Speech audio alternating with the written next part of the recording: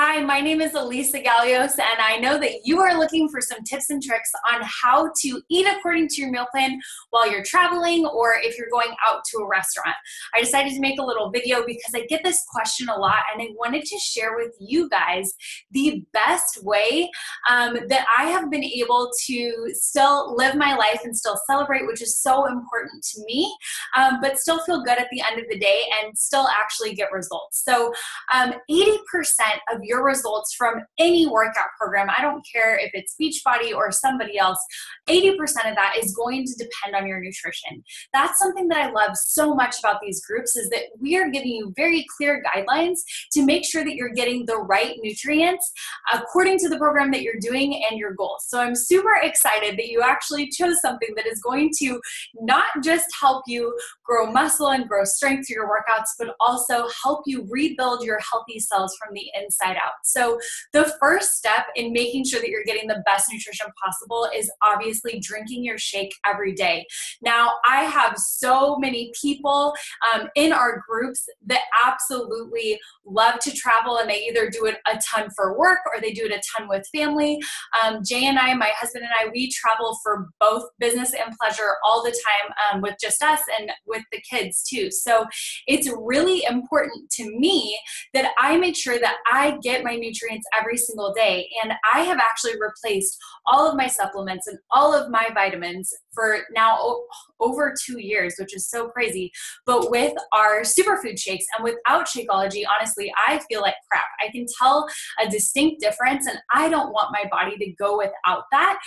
It's a compound effect shake. So if you skip a few days or you skip every other day, you're not going to get the full benefit of that. Just like with a vitamin, if you are only taking it occasionally, you never really know if it's making a difference. So even if you have a trip coming up or you have things going on, find a way to make it work.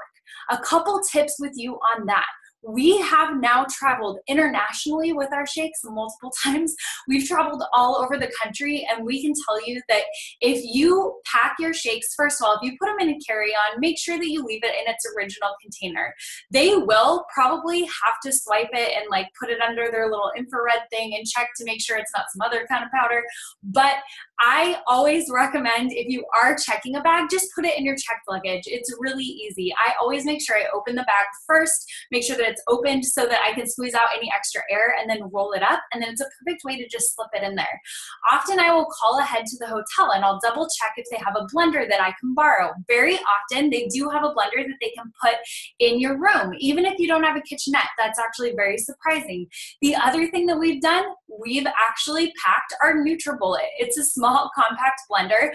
We put it in our suitcase and we shove socks inside, or we put, our rolled up Shakeology bag right inside there, and it actually doesn't take up that much space, and that's a great way as well. However, keep in mind that you don't actually have to blend these shakes. That is my preference. That's 100% what I always recommend, is that you blend up the shakes with ice, with a banana, normally frozen if you can, but a ripe banana, ice, water, and then a little bit of almond milk or whatever milk you tend to drink. But worst case scenario, we definitely had trips where we just didn't have room to pack extra stuff, or we didn't have time to make to the grocery store to grab bananas. And we just always make sure we bring our shaker cup. So your shakes came with a shaker cup, as long as you got a challenge pack through me, and basically you're able to just shake that sucker up, put some ice in there first. Make sure, that is a number one tip with Shakeology. You want to make sure that it's really, really cold. So put in some ice, some water, and you can shake it up. And honestly, it's not as bad as it sounds, okay? So that's my number one tip. Making sure that you drink your shakes every day, even while you're on vacation, honestly will make such a difference on your cravings, and being able to start your day off on the right foot, just knowing that you already made a healthy choice will help you make better choices as you continue on throughout your day. So my second tip with that is that if at all possible, make a plan that right when you land, or maybe the next morning when you wake up, your first day in town, that you go to a grocery store. Even if it costs some money, obviously, to grab a cab, to hitch over to a grocery store, go and grab some really easy snacks or breakfast food or lunch items, just so that you are prepared, especially if this is like a work event. If you're at a conference and you know that you're going to be in meetings all day, it's going to be very, very hard to eat according to the meal plan or to eat nutritious food if all you have access to is maybe a coffee, a coffee place in the building or a vending machine, right? So make sure you control the controllable in all situations whenever you have the ability. So go out and grab some fruit, some bananas, some apples, grab some vegetables like carrots, maybe some peanut butter packets, some hummus, anything that you can think of, nuts, those sorts of things to pack with you are going to be very helpful. We also love packing beach bars. That's Beachbody's snack bar. They're a really easy thing that you can eat on the go. It's 10 grams of protein, only 150 calories, and they taste delicious. So we always pack some of those with us too. My third tip is if you're going out to eat, make sure, again, that you control the controllable. Look ahead. If you know where you're going to dinner, get online, research the menu, and look at what options might be helpful for you or might even follow the meal plan. So often, even if you just look at the sides or the a la cartes, there are things that you can add on and you can make sure that you're getting a healthy portion of your greens, right? Or of your vegetables. You can make sure that you get the right amount of food on your plate. And if everything comes with a large amount of food, right, on your plate, and you're the kind of person that can't really leave anything on the plate, at the very beginning, ask for a to-go box. It's not as odd as it sounds. I promise a lot of people do this because it's a stellar trick. You ask for that at the beginning and you take and put some of that food that you know would be extra for you to eat in that sitting, put that in your to-go box, and you can take it away or you can give it to a homeless person that you see. However that works, just make sure that you don't feel like you have to eat the restaurant style portions just because that's what you've been served, right? The other thing to keep in mind, and something that I think is so, so important, is that you can't sweat if you go off plan a little bit, okay? When you're on vacation, when you're out to eat, sometimes it's gonna be really hard to stick to the meal plan. If you're at a wedding, for example, this is where I run into it. If I'm at a wedding or I'm at an event where maybe my food was ordered for me in advance and I didn't really get to pick, it can be really, really hard. But do your best, right? Eat your vegetables maybe first. That's what I do. I try to eat the things that I'm not as attracted to at the beginning because then I know that I can eat the stuff that I'm more excited about right at the end.